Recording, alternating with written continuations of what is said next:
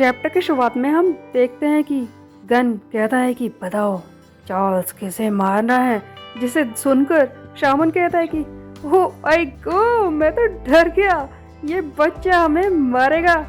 तुम लोग खड़े खड़े देख क्या रहे हो, ये हमें मारने की बात कर रहा है, इसके शौक को पूरा कर दो। शामन के बॉडीगार्ड्स आकर इस चार्ल्स चॉय पर अटैक करना शुरू कर देते हैं, बट उनकी ये बहुत ही बड़ी गलती होती है क्योंकि चार्ल्स चॉय एक एक वार में इन बॉडीगार्ड्स को पीटना शुरू कर देता है। एक एक पंच उसका इतना भारी होता है, दूर जाकर गिरते हैं ये लोग।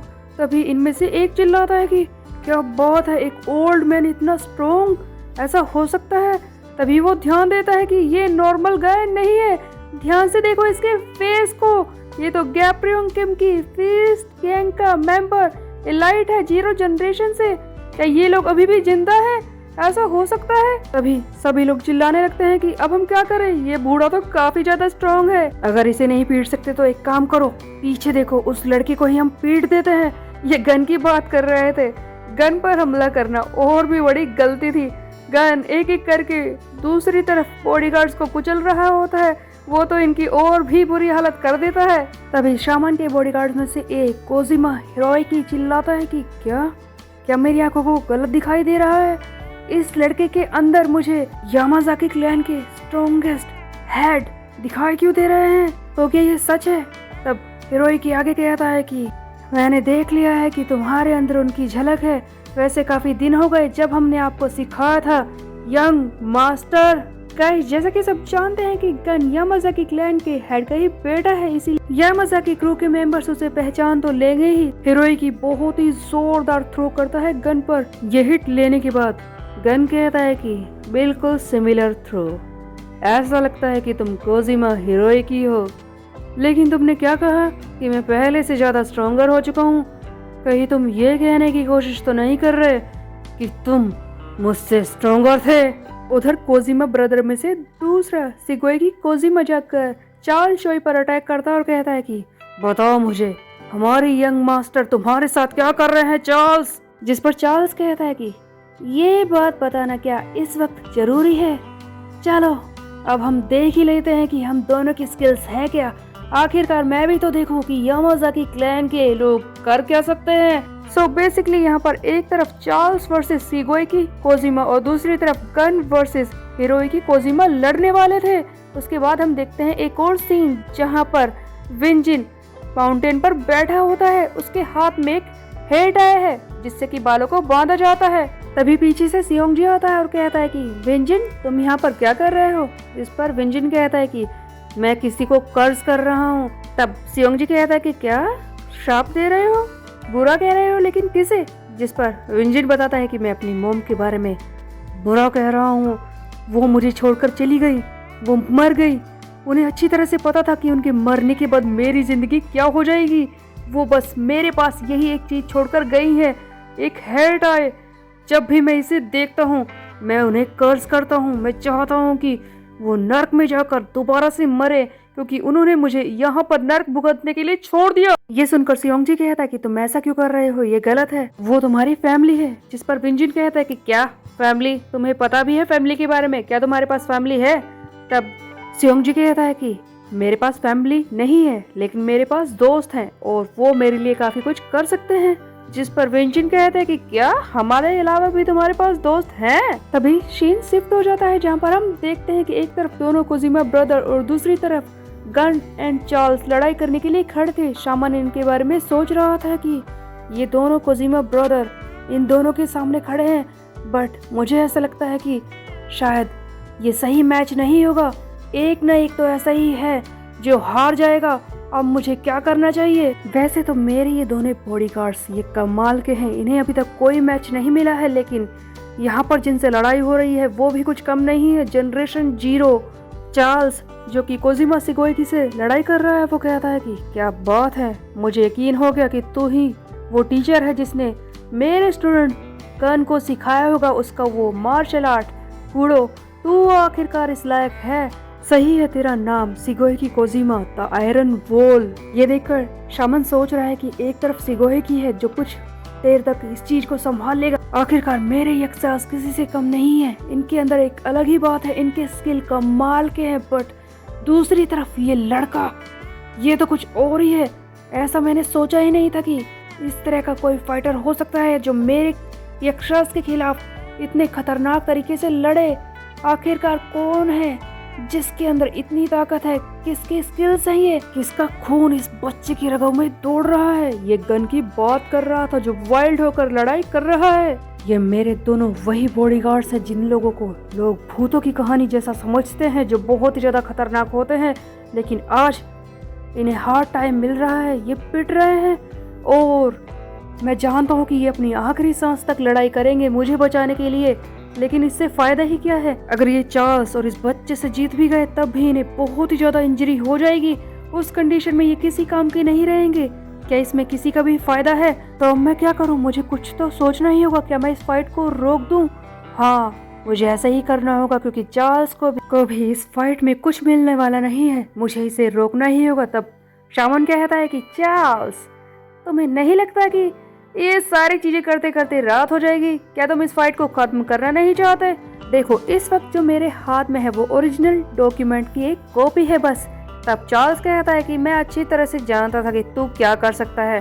तुझे मारने के बाद ओरिजिनल वाली भी मैं ले ही लूंगा। तब शामन कहता है कि ब्रदर चार्ल्स, तुमने मुझे कुछ ज्यादा ही कमजोर नहीं समझ लिया? तुम्हें क्या लगता है कि तुम मुझे आसानी से यहाँ पर मार दोगे और चुपचाप निकल जाओगे? तुम मुझे मार तो सकते हो, मेरे बॉडीगार्ड्स को शायद हरा भी दो, बट यहाँ से निकल नहीं पाओगे। तब चार्ल्स कहता है कि ओ, कौन है जो मुझे रोकेगा? तब चार्ल्स कहता है कि तुझे शायद याद नहीं कि मैं जियोनलियांग का किंग हूँ। यहाँ के लोग मुझे पूजते हैं, मेरे कहने पर कुछ भी कर सकते हैं। एक बार तूने मुझे मारा तो वो सब तेरे पीछे पड़ जाएंगे। क्या करेगा चार्ल्स? यहाँ के गांव के हर एक मेंबर को अकेले ही खत्म कर सकता है। क्या ये लड़का कर देगा? हाँ, सोच, फायरमैन, पुलिसमैन, हर एक मेंबर जो इस गांव में रहता है वो मेरे इशारों का मोहताज है। वो मेरे कहने पर तुझे कुचल कर रख देगा, समझा? तेरी बेहतरी भी इसी में है कि इस फाइट को यहीं पर खत्म कर दिया जाए। तब चार्ल्स कहता है कि क्या तू मुझे धमकाने की कोशिश कर रहा है? क्या चाहता है? जिस पर शामन कहता है कि मैं ऐसा कुछ नहीं चाहता, मैं चाहता हूँ कि हम दोनों साथ मिलकर काम करें। चार्ल्स, तुझे क्या लगता है कि मैं तेरे प्लान को समझ नहीं पाया? हाँ, देख, मैं जानता हूँ कि यहाँ के आसपास की जगह पर इतनी ऊंची लहरें उठती हैं कि किसी भी शिप का यहाँ पर पहुँचना बहुत ही ज्यादा मुश्किल है। उसके अलावा यहाँ पर इतने पथरीले रास्ते हैं, इतनी पक्की चट्टानें हैं कि उन्हें काट कर टनल भी नहीं बनाई जा सकती, इसीलिए कोई भी यहाँ पर नहीं आ सकता। और यहाँ की नेचुरल ब्यूटी, उसका तो कोई मुकाबला ही नहीं है सब जगहों में। मैं जानता हूँ कि ये जगह रिजॉर्ट के लिए काफी अच्छी रहेगी। तेरा इतना सा प्लान क्या मैं समझ नहीं पाऊंगा, इसीलिए मैं चाहता हूँ कि हम दोनों साथ मिलकर काम करें। ये सुनकर चार्ल्स कह रहा है कि तो क्या तुम जीरो जनरेशन के एलाइट से सौदा करने की कोशिश कर रहे हैं? ऑफ कोर्स, मैं तुम्हारा साथ दूंगा। दूसरी तरफ हम देखते हैं कि शिगेकी कोजिमा गन से बात करने की कोशिश करता है और कहता है कि यंग मास्टर, क्या आपने इस आदमी को चुना है? आपको लगता है कि ये सही है? कहीं ये उस घटना की वजह से तो नहीं जो आपने की थी? क्या ये उसी की वजह से? तब गन कहता है कि बस चुप हो जाओ, आगे कुछ भी बोलने की जरूरत नहीं है। मैं जानता हूँ कि तुम क्या कहना चाहते हो, बट मैं इसका साथ देने का वादा कर चुका हूँ और अब मैंने सोच लिया है कि मुझे क्या करना है। इसके साथ जुड़ना मेरी किस्मत थी, मुझे कुछ भी हो जाएगा, वो रिजल्ट इसी का होगा। तुम्हें चिंता करने की जरूरत नहीं है, मुझे इसी के साथ जाना होगा। गन एंड चार्ल्स तो चले जाते हैं। तब सामन सोचता है कि मैं जानता था कि ये चार्ल्स शुरुआत से ही कोर डेवलपमेंट के बारे में सोच रहा था। मेरे साथ अगर जुड़कर काम करना ही था तो इतना नाटक क्यों किया? ये सब करने की क्या जरूरत थी? यहाँ तक जो भी कुछ हुआ है वो सियोंग जी की वजह से हुआ है। सियोंग जी, तू चिंता मत कर, मैं आ रहा हूँ, तुझे छोड़ूंगा नहीं। एक और सीन हमें दिखाया जाता है जहाँ पर अब देखते हैं कि मैरी कहती है कि हे बॉयज, तुम क्या कर रहे हो? तुम सब लोगों ने सनग्लासेस क्यों पहन रखे हैं? जिस पर वो लोग जो कि जियोनलियांग के क्रू के मेंबर से कहते हैं कि हे, तुम्हें पता नहीं है कि मेंस के लिए सनग्लासेस कितने कूल हैं? जिस पर मैरी कहती है कि तुमने ये सब कुछ विंजिन के लिए किया है ना, वो भी सनग्लासेस पहनता है। तब क्रू के मेंबर कहते हैं कि नहीं नहीं, ऐसा कुछ नहीं है। तभी पीछे से आ जाता है विंजिन, जिसने अपने पूरे बाल कटवा लिए थे और उसकी आंखें दिखाई दे रही थी। सभी लोग हैरान हो जाते हैं इसे देखकर। ये लोग विंजिन से पूछते हैं कि तुमने बाल कटा लिए, तुमने अपनी आंखों को दिखाना शुरू कर दिया, तुम्हें अजीब नहीं लग रहा? जिस पर विंजिन कहता है कि नहीं, बिकॉज मेरी आंखें कूल। एक्चुअल में यही तो वो बात थी जो सियोंग जी ने कही थी विंजिन के बारे में कि उसकी आंखें कितनी कूल है। और विंजिन ने फाइनली अपनी आंखों को दिखाने का फैसला कर ही लिया। और दूसरी तरफ बाकी क्रू मेंबर विंजिन का साथ देने के लिए सन ग्लासेस पहने बैठे थे। विंजिन चिल्लाता है कि हो गया है ससीरियम टाइम, और एक एक करके क्रू के मेंबर्स को पटकना शुरू कर देता है। और उसके बाद बारी आती है मैरी किम की। विंजिन कहता है कि आज तो मैं इस एलिफेंट को पटक कर ही रहूंगा, बट मैरी इसे उठाकर पटक देती है। तब विंजिन चिल्लाता है कि सर आप देख रहे हैं टीचर, मैं इसे मार नहीं पा रहा, मुझे जल्दी से अल्टीमेट मूव सिखाइए। तो इस तरह से विंजिन का सफर शुरू हो चुका था ससीरियम सीखने का, बट अभी भी वो मैरी एंड सियोंग जी से कमजोर था। उसके बाद एक और सीन दिखाया जाता है जहाँ पर विंजिन फिर से बाहर सो रहा होता है। तभी अंदर से वो लड़की कहती है कि ओप्पा आप अंदर आ जाइए, क्या आप अभी भी बाहर सोते रहेंगे? जिस पर विंजिन कहता है कि क्या तुम्हारा दिमाग खराब है? मैन एंड वुमन दोनों अलग होते हैं, मुझे यहीं पर रहने दो। जिस पर वो लड़की कहती है कि देखिए बाहर बहुत ठंड है, और इस तरह से अगर आप बाहर सोते रहे ना तो आपको ठंड लग जाएगी, और ससीरियम भी तो सीखना है। जिस पर विंजिन अंदर तो आ जाता है, लेकिन फिर भी वो लड़की से दूर ही रहना चाहता है। तब वो लड़की विंजिन से कहती है कि वैसे मैं आज खुश हूँ आपको इस तरह से देखकर। एक्चुअल में विंजिन अपने दोस्तों के साथ काफी खुश था, उनके साथ फाइटिंग करता है, ससीरियम की प्रैक्टिस करता है।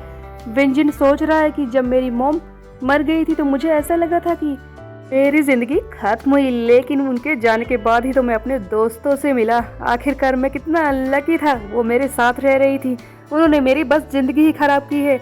जिस पर वो लड़की कहती है कि ओप्पा आपको ऐसा नहीं कहना चाहिए, ये कितनी बुरी बात है, लेकिन आप तो ये तक नहीं जानते कि आंटी मरी कैसे। इसी बीच में एक सीन दिखाया जाता है जहाँ पर ऐसा लगता है कि विंजिन की मॉम को कोई मार रहा था। जैसे ही विंजिन लड़की की बात सुनता है तब वो कहता है कि क्या कहा तुमने, क्या कहा अभी तुमने कुछ तो कहा है, तुम कुछ जानती हो, बताओ तुमने क्या कहा, क्या हुआ था उनके साथ, मेरी मॉम कैसे मरी, जल्दी बताओ क्या हुआ था उनके साथ। यहाँ पर विंजिन की वॉइस ओवर कहती है कि उस दिन जो कुछ हुआ, उस चाइल्ड ने मुझे जो कुछ बताया, उसी के बाद मर्डर्स का सिलसिला शुरू हो चुका था। सो गाइस कहानी में एक और ट्विस्ट आ चुका है जहाँ पर विंजिन को पता चलता है कि उसकी मॉम को किसी ने मारा है, बट आखिरकार वो है कौन? क्या वो चियोंग ताइजिन है या फिर सियोंग जी युक?